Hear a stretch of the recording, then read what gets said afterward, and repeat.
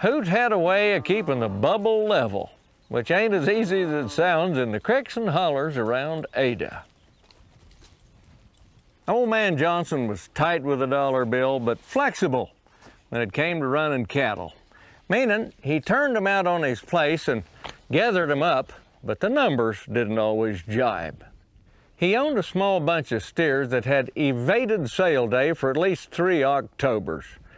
He'd made several attempts to bring him in himself, going so far as to enlist the aid of a cowboy or two, 5 Boy Scouts on 3-wheelers, a bunch of coon hunters, 6 archaeologists from the University of Tulsa, and a water witcher from Fittstown.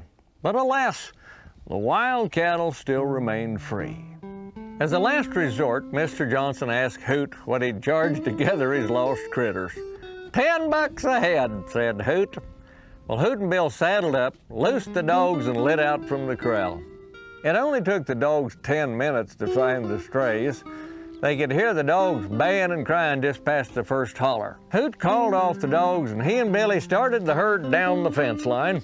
They drove them straight to the corral, marched them to the gates like teenagers in line at a Garth Brooks concert. Well, old man Johnson ran out of the house looking at his watch. I need to get some dogs like that. Hoot rode up and dismounted. 8 head, he said. Well, how much'll that be? Asked Mr. Johnson, sliding his billfold out of his overall bib and slipping the rubber band off. 8 head, said Hoot. That'll be $80. Whoa, said Mr. Johnson. I can't pay that much. You only took 15 minutes. He looked at Hoot. Hoot looked back at him a second and then spun on his heels, stepped to the corral gate, and swung her open with a wave of his hand and shooshed the steers outside. It took 10 days for old man Johnson to call Hoot again.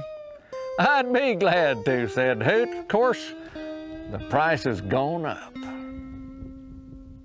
This is Baxter Black from out there.